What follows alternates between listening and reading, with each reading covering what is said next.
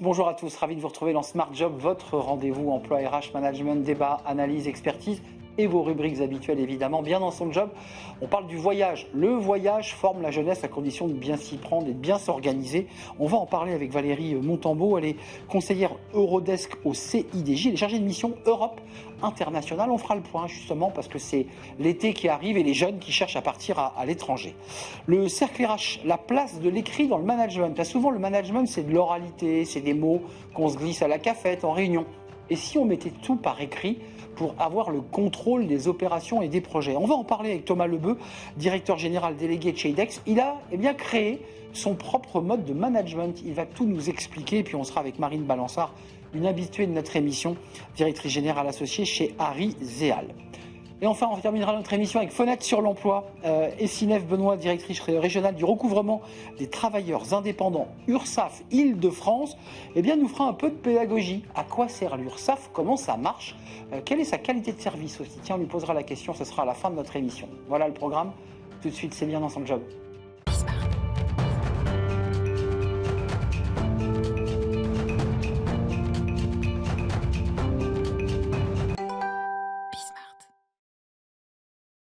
Bien dans son job pour parler des voyages qui forment la jeunesse. Alors c'est une expression bien connue. Des jeunes en ce moment ont fini leurs examens et se disent tiens, je vais partir en Australie, aux États-Unis, en Espagne.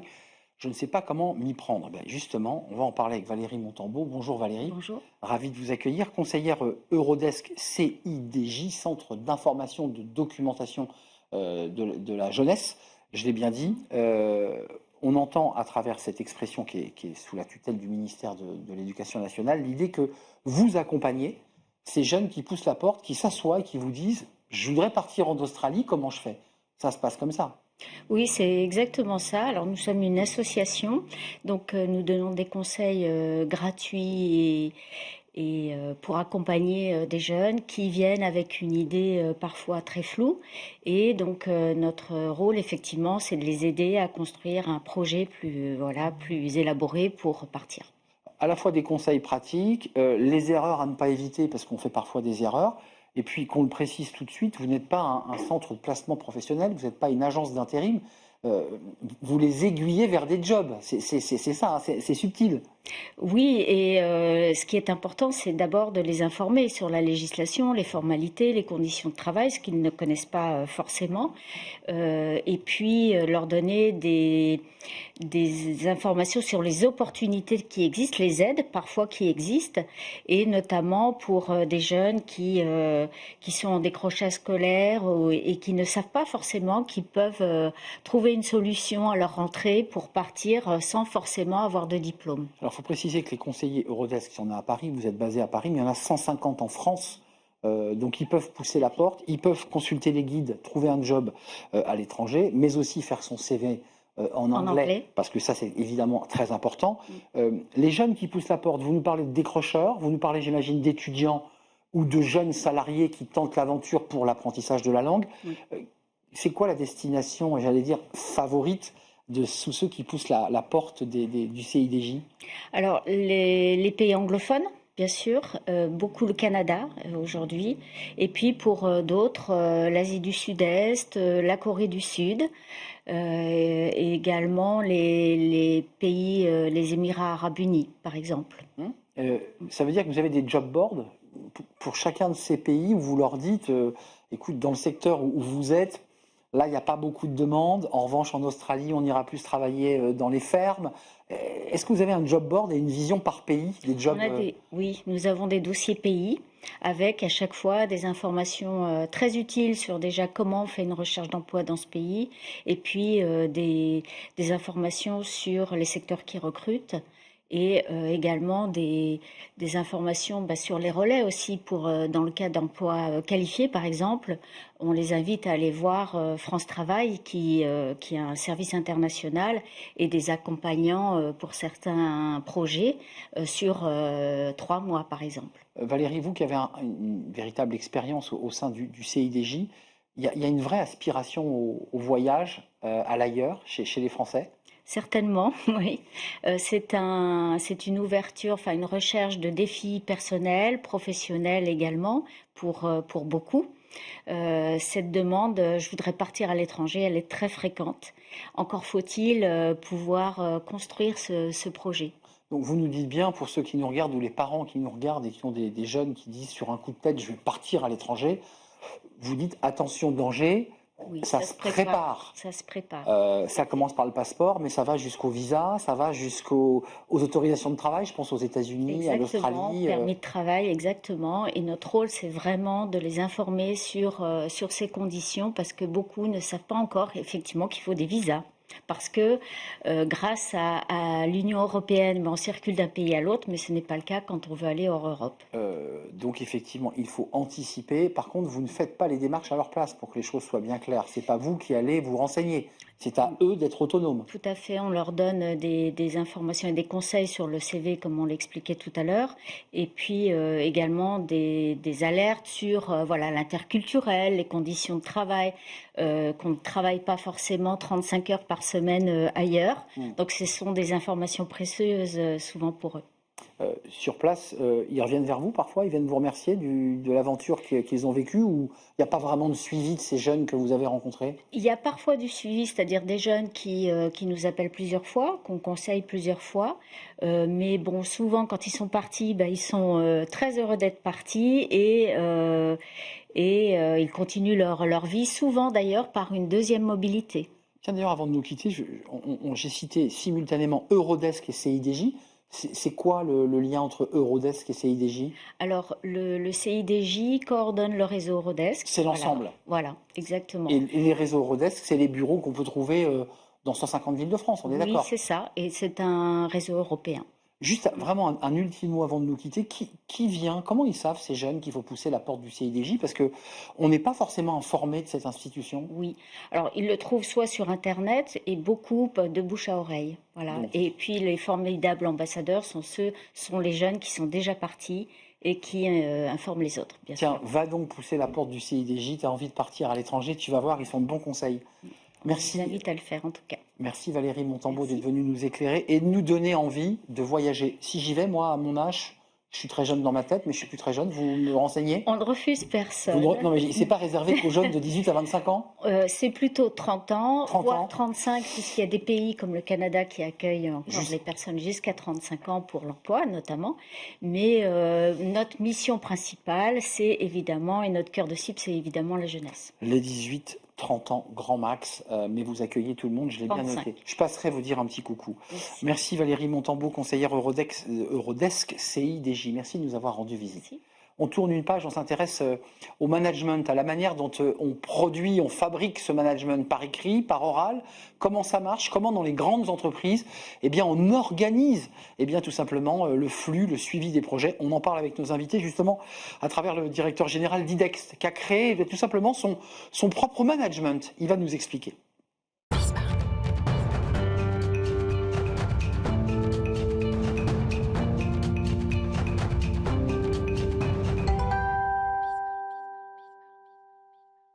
Le cercle RH pour parler d'un sujet, alors parler du management en général et peut-être l'affiner à un cas particulier puisque justement on va parler d'une entreprise en particulier, l'entreprise IDEX, sur la manière dont l'équipe de direction et toute l'équipe d'ailleurs s'organise, manage le flux des projets. On parle souvent de l'oral dans les pays latins, on est dans l'oralité, on parle. C'est une entreprise qui a choisi de faire un pas de côté et de tout écrire. On en parle avec vous Thomas Lebeu, vous êtes directeur général délégué d'IDEX, entreprise de l'énergie. Ouais. Un petit chez les grands ou un grand chez les grands? Bonjour. Un grand chez les grands? Un grand chez les grands. IDEX, on développe des projets, on les finance et on les opère, et des projets d'infrastructures énergétiques locales et bas carbone. Ça veut dire en fait qu'on décarbone les industriels en construisant et en finançant des centrales qui leur produisent de la chaleur à partir de biomasse, de géothermie. Les villes, vous connaissez, les unités de valorisation de déchets et les réseaux de chaleur et de froid. Vous sont des pouvez infrastructures qu'on développe, qu'on construit, qu'on finance et qu'on exploite pendant 20-25 ans. Et puis après les industriels et les collectivités, les bâtiments, avec toutes les solutions d'infrastructures énergétiques sur les bâtiments. Marine Balançard sera là pour à la fois vous challenger, vous écouter et partager ce débat. Marine, vous êtes directrice générale associée de chez Ariséal, vous êtes auteur d'un livre Le titre du dernier livre, rappelez-le nous. Les super pouvoirs des dyslexiques en entreprise. Exactement, je voulais l'entendre. C'est un sujet que vous portez, sur lequel vous communiquez beaucoup, qui est un vrai sujet important, mais qui n'est pas le sujet du jour. Thomas Lebeu, j'ai essayé de résumer votre présence sur le plateau. Au-delà de l'intérêt de l'entreprise, qui crée de l'emploi, qui se développe, qui grossit, vous avez décidé, alors je ne sais pas si c'était un beau matin ou un joli soir, mais de mettre sur écrit, par écrit, tout ce qui se produisait, ce qui se faisait dans l'entreprise. Ce qui, objectivement, pour ceux qui nous regardent et qui dirigent des entreprises, est sincèrement une petite révolution. Comment tout cela a démarré? Et bien sûr, on va essayer de savoir si tout ça a des incidences sur le business. Alors tout d'abord, on n'a pas décidé à un moment de dire on a les maires de la culture de l'écrit. Ça, c'est le premier point. Et le deuxième point, c'est que ce n'est pas parce qu'il y a une culture de l'écrit qu'on ne se parle pas, que l'on ne se voit pas et qu'on ne discute pas. Non, mais c'est important de le dire. Vous faites encore des réunions, mais plus courtes. Plus courtes, et puis on se voit. Et puis l'informel est super important pour sentir les choses. Mais en fait, ce qui se passe, c'est que cette entreprise, elle a beaucoup cru. Moi, j'y suis arrivé avec un président, avec moi à deux. On est arrivé, une entreprise en 2020 qui faisait 3500 personnes. On est 6300 maintenant. Donc, je pourrais vous donner des métriques financiers, mais ce n'est pas le lieu. C'est vraiment, elle a cru, cette entreprise. Et donc, elle s'est transformée. Et dans la transformation, il y a eu beaucoup de projets. Et donc, pour ça, pour suivre ces projets, pour ne pas partir dans tous les sens, il a fallu prioriser, il a fallu structurer les projets, il a fallu mettre en place des comitologies qui étaient agiles. Et naturellement, l'écrit s'est imposé. L'écrit s'est imposé pourquoi ? Pour que dans tous les projets, les managers et les équipes soient très transparentes sur ce qu'elles faisaient. Alors, transparentes, pas savoir qu'aujourd'hui, j'ai la chance d'être avec vous ici, mais si j'ai des sujets qui peuvent intéresser d'autres collaborateurs, avec des clients, avec des parties prenantes, donc cette transparence. Après, l'importance, pour ne pas partir dans tous les sens, et posez-vous la question quand vous parlez à des gens, quelles sont les priorités qui les animent au quotidien ? Ils vont parler des grands projets de leur entreprise, mais les priorités de chaque équipe, c'était important aussi que les managers et les équipes, et à tous les niveaux, puissent donner leurs 2, 3 priorités, 4 priorités. Hebdomadaires ? Non. Quotidiennes ? Non, pas du tout. Les priorités, c'est des choses... Les grands axes ? 6 mois. Quelles sont les priorités qui vont animer une équipe, un service ? D'accord, temps long, enfin temps... Puis après, dans ces priorités, il y a des projets pour les soutenir. Nous, chez IDEX, actuellement, on a 132 projets, juste à titre d'information. Quand on est arrivé, la direction des systèmes d'information avait 182 projets. 182 projets, ça veut dire que ça n'existe pas. Donc, tout ça pour dire quels sont les projets sur lesquels on se focalise. Et puis après, vous l'avez mentionné, on a essayé de faire des réunions un peu moins grandes chez IDEX. Les réunions, c'est plutôt des routines qui sont hebdo, qui durent une demi-heure. Hebdo ? Ouais, une demi-heure. Waouh. Entre les gens qui ont de la valeur ajoutée. Donc, vous pouvez avoir le président et un responsable d'équipe du sud-ouest de la France parce qu'il Il pilote un projet. Voilà. Et donc, pour faire tout ça, l'écrit s'est un peu imposé. Donc, on n'a pas décidé de faire une culture de l'écrit. Mais il s'est imposé. La culture de l'écrit s'est imposée. Enfin, on va dans un secteur où il y a beaucoup d'oral. Oui. Parce que, et je vais donner la parole à Marine, parce que je voudrais savoir ce qu'elle en pense, parce qu'elle a aussi une connaissance assez approfondie du monde de l'entreprise, mais je sais quand même que chaque vendredi vers 18h, vous faites un peu l'examen de conscience de la semaine et vous dites, ça je l'ai fait, ça je l'ai pas fait, et je prépare ce que je vais annoncer lundi. C'était un exemple que j'avais raconté, puisque j'ai parlé de transparence et d'être capable de donner à ses collaborateurs un peu ses priorités et son agenda pour voir un peu ce que fait l'autre et ce que je fais moi. Et quand vous remplissez, vous regardez votre agenda, si vous n'avez aucun rendez-vous ou aucune action la semaine suivante qui doit concourir à faire avancer vos priorités, vous avez un petit sujet. Quand bien même, vous pouvez être pris de 7h30 jusqu'à 20h30 tous les jours. Donc ça, c'était une petite anecdote, mais aussi personnellement, le fait d'écrire les choses. Je cite cette anecdote parce que ça montre, et Marine va prendre la parole, qu'au sommet de l'entreprise, tout le monde joue le jeu. Alors, et que c'est pas imposé à quelques managers qui se sentent contraints.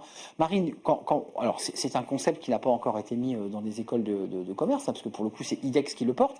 Mais peut-être qu'un jour, on va le conceptualiser, on va appeler la méthode Lebeu ou la méthode IDEX.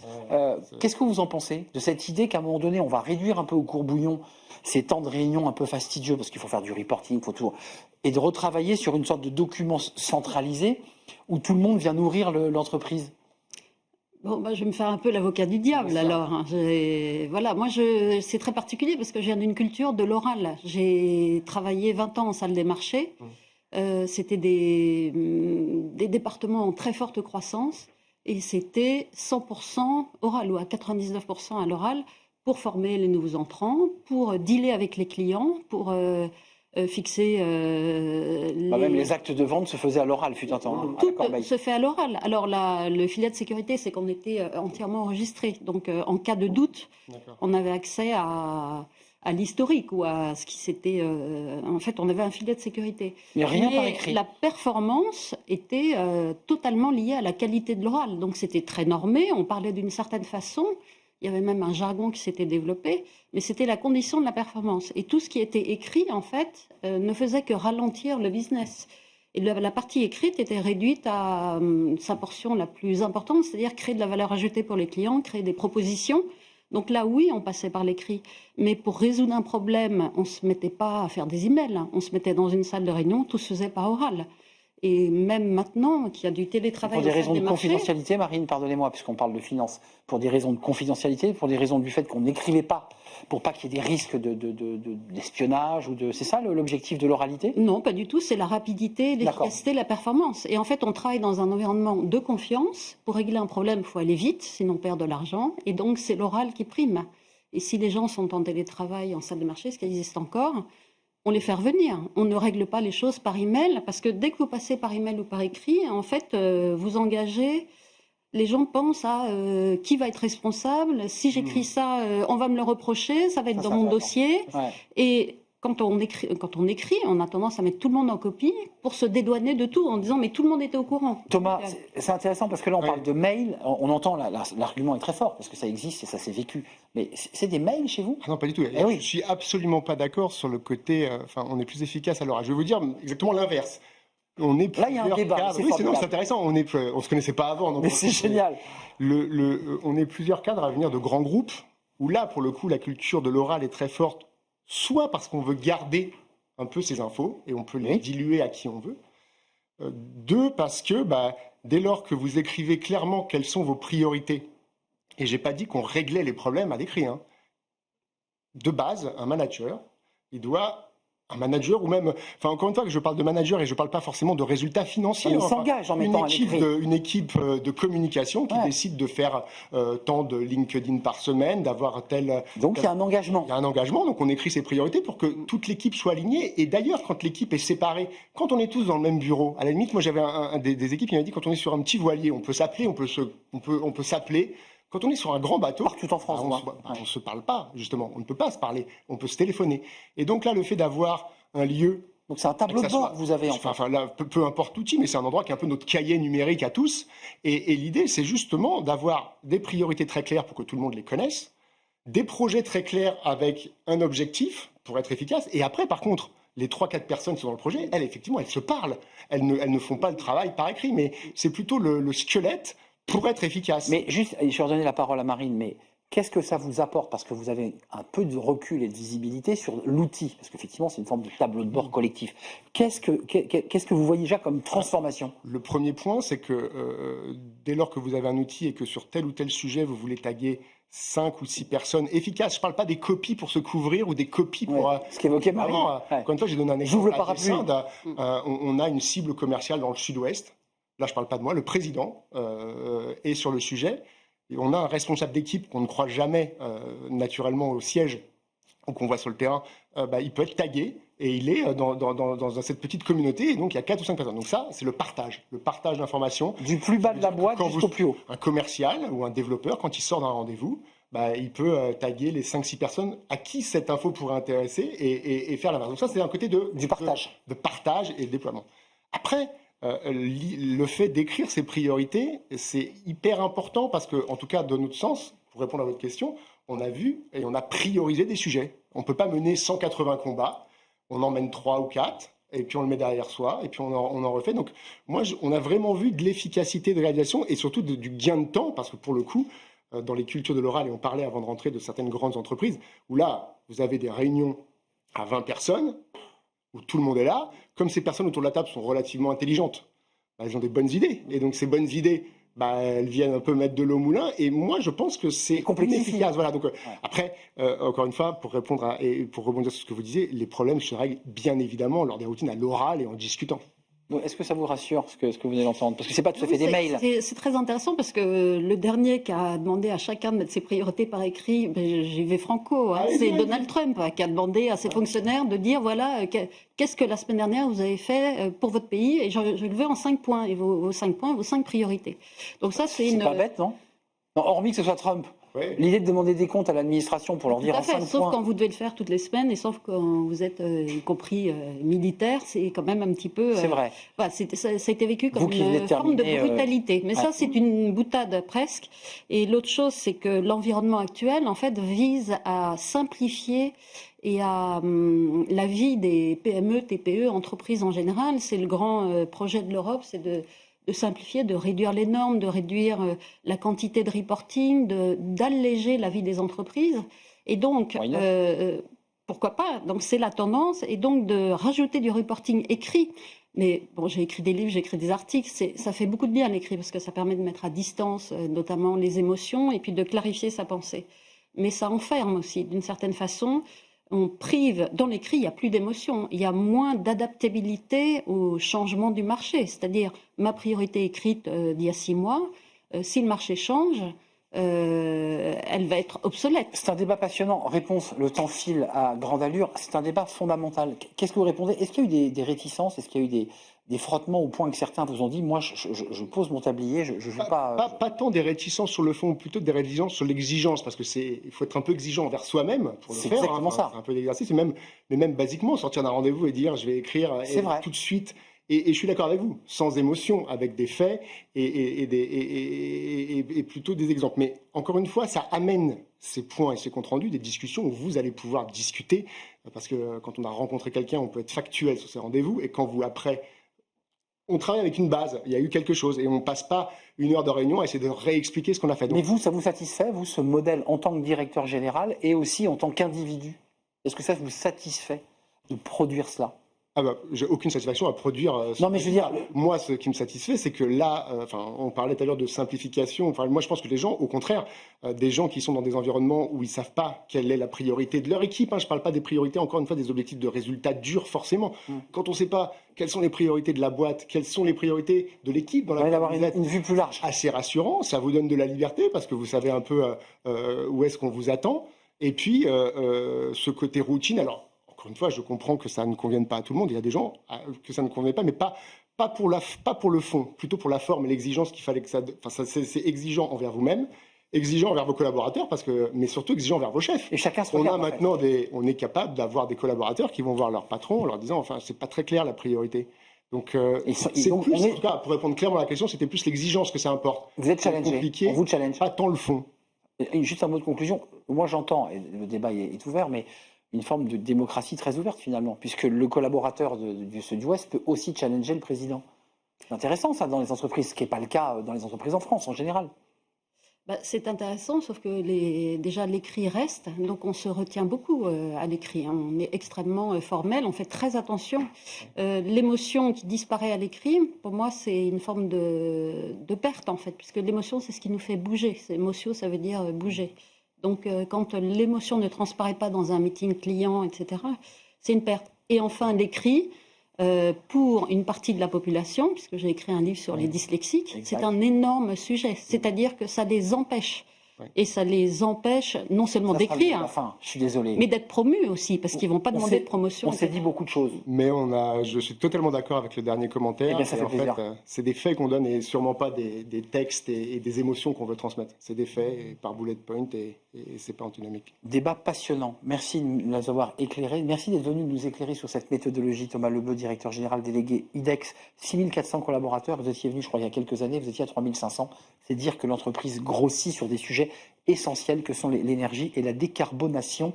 Merci à vous, Marine Balançard, DG d'Ariséal, et votre livre à découvrir chez Erol, me semble-t-il, sur la dyslexie. On tourne une page, on s'intéresse à l'URSSAF. Bah oui, l'URSSAF, c'est important, l'URSSAF. Ça fait peur, mais c'est très sympa, vous allez voir.